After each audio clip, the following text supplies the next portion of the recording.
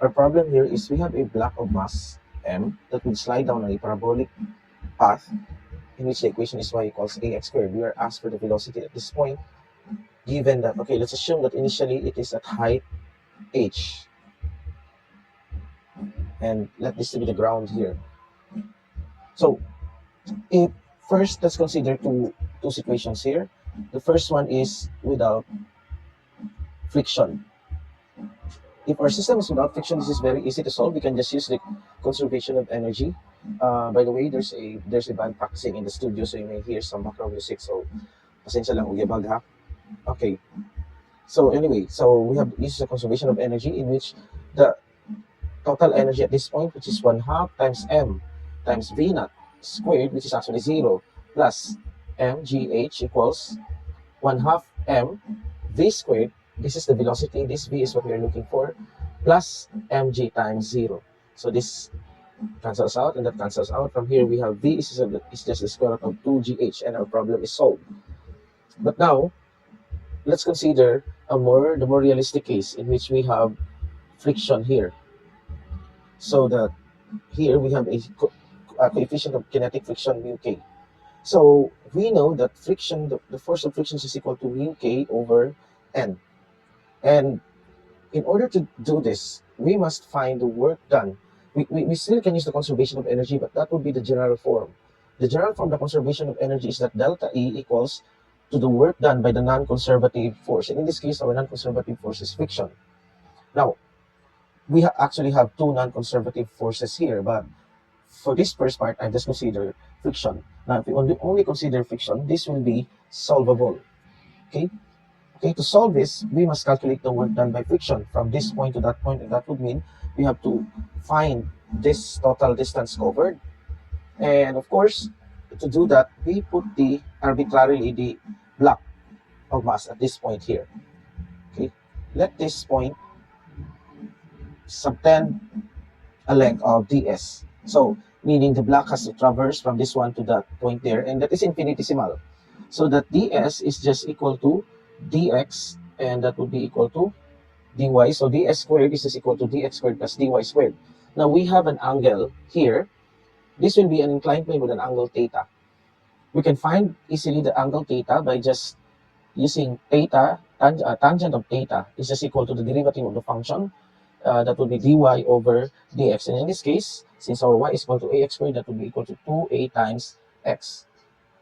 Now, to find the friction, the work done by friction on this infinitesimal straight path, that would be dw, and that is equal to mu k n times ds. But what is ds? Let's solve ds here. We have ds is just equal to square root of dx squared plus dy squared, and that would be equal, factoring out dx, that would be equal to dx square root of 1 plus dy over dx squared. So that would make it 1 plus 4a squared x squared. So here, we can now integrate this function. But first, let us find the normal force. What is the normal force? Okay, so assume here, at this point, if this is theta, let's put our axis here. The y-axis is perpendicular to that part of the surface. I'll use the paint. That's the y-axis, and this is the x-axis parallel to that. We know now that the force the weight is applying straightly downward, and hence this is our normal force.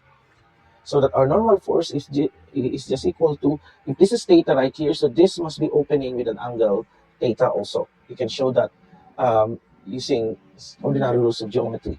So from here, we know that n is just equal to weight times cosine of theta.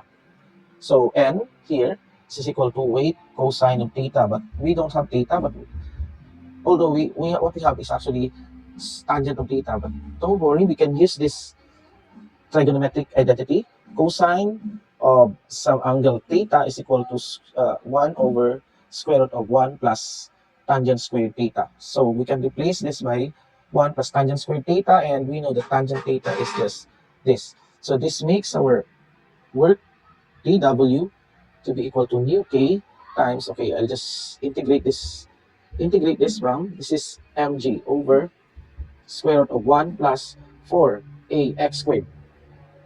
times ds, which is there, 1 plus 4a squared x squared dx. And this cancels out. What will be our limit? Our limit is from this point, from this x here to that x here. So this is x equals 0 in this case. So meaning that this is, okay, since y is equal to ax squared, that would mean that x for that would mean that for y equals to h, so we have ax squared here, so that x now is a square root of h over a. And this goes now from negative square root of h over a, because this is negative right here, and up to 0. And this is just, this is very easy to integrate. This is mgx evaluated. Okay, by the way, there must be a negative in this case here, because notice that our displacement dx is going that way, whereas our friction is all going in the opposite way. So the theta, the angle between them, is 180, and cosine of 180 is -1. So there should be negative here. And when you integrate this, this is 0 minus negative square root of h over a. That would be h over a times that. So we can see that our work done is just equal to, it now becomes minus mu k mg times square root of h over a. And we can now plug in directly this is to this equation, which is equal to delta E. What is delta E? So that's the change in kinetic energy, which is 1/2 mv squared minus 0, because the kinetic energy here is 0, plus you have mg0 minus mgh. So this now becomes negative minus mgh. And from here, we can solve, our mass cancels out, and you have there and here, our v is just equal to 2gh times 1 minus mu k square root of 1 over, we factored out h here, so 1 over a times h, square root of that. So this will be our velocity. Okay, but, okay, there's a big but here, but but. Why is this not the correct answer? Well, the solution is correct, but there's something missing here. In fact, as I've said earlier, that there are two non-conservative forces here. The second force is actually the centripetal force. And as you can see, the centripetal force is directed towards the center of curvature. And this centripetal force will cause the system to react and experience what we call the centrifugal force. This block of mass will experience the centrifugal force, which is just the negative of the centripetal force. Now, the centripetal force is just equal to mv squared over the radius of curvature.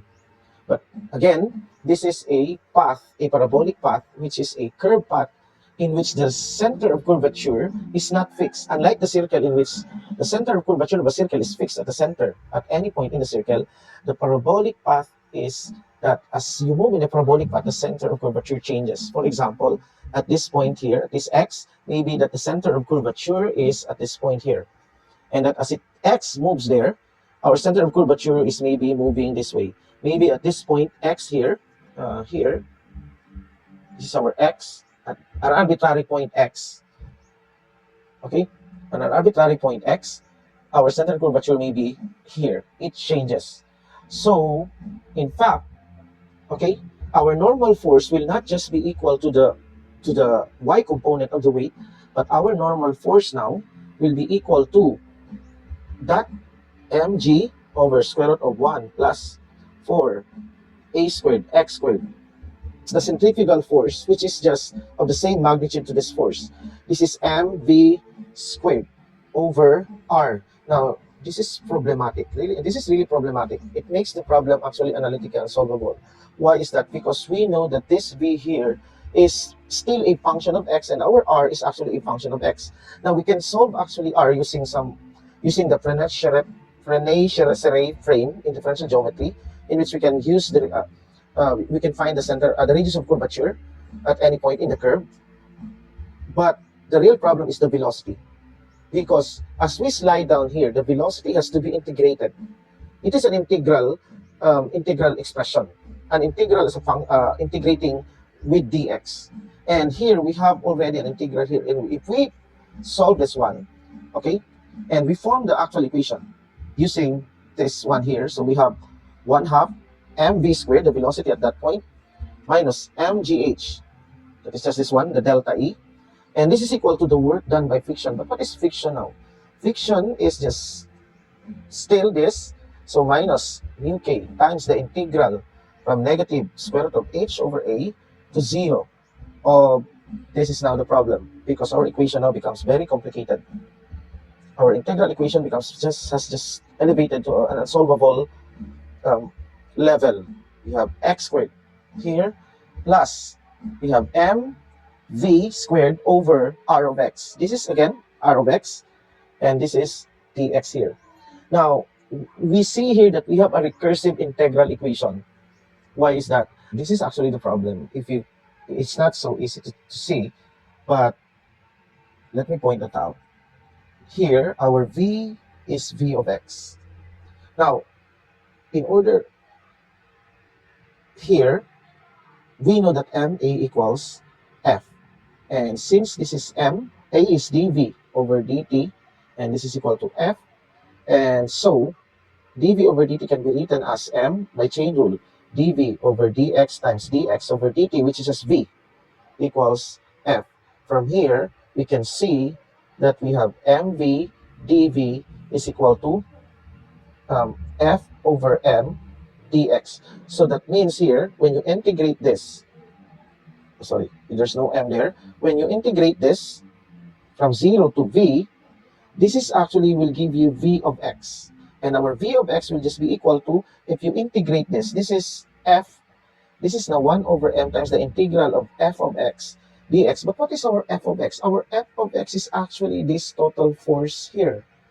This one. This is our f of x. As we can see, friction, our f now is just the sum of the the perpendicular component of the weight plus the centrifugal force. So this is our f of x. So this means that in order to get v, we have to integrate the function like this, and we have a recursive function there, as you can see. Okay, here again, that would be an integration of this whole thing. So what we have here is a recursive integral, and this is the problem, because I don't know how to solve it. I don't think that there is I'm not aware of there's any theory that will solve a recursive integral. There is what we call an integral differential equation. This is a subject, integral differential equation, which converts an integral equation and a differential equation. But I have not seen a form like this. But maybe I'm just not looking enough.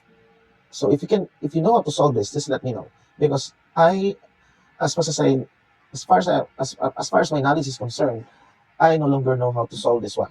Okay, this is a recursive equation. Okay, because of this. So if you know how to solve this, just let me know in the comment, and I'll be happy to include your solution. And maybe we can actually make a solving this problem. Maybe will help you to prove that it is unsolvable. At least to me, actually expound this one, and I just let this to be this function f of x. And as you can see, this is the recursive integral. I call this recursive integral. I don't know if a theory of recursive integral already exists. So as you can see, this one, okay, the 2 here is actually because, as you can see, this one is not actually vx, this is v squared x, and you have 1/2 v squared there, because you have v dv. So I put the 2 here, and you have this. So 2 times v of x, right, v squared. So this is v squared, this integral, but v squared is just like this. So you have the x prime now becomes the first dummy variable, and it repeats the pattern. It repeats the recursion. So this is again v squared of x, and x double prime will be the dominant variable up to this point here. So then you have this. Actually, I forgot to put this term here. So that's why there's that one. There's a term there. So yeah, I think if you solve this integral, you may win. If there's no theory on this one, you might be able to win the Fields Medal in mathematics. Or this is actually, I think this is a very good topic in computational physics. Maybe this is solvable in computational physics in using computer simulation. This is the first time that I've encountered such a problem, and yeah, I'm amazed that this led me to this one here. And maybe there's something to work out on this one, at least in the level of mathematics. And okay, thank you for watching.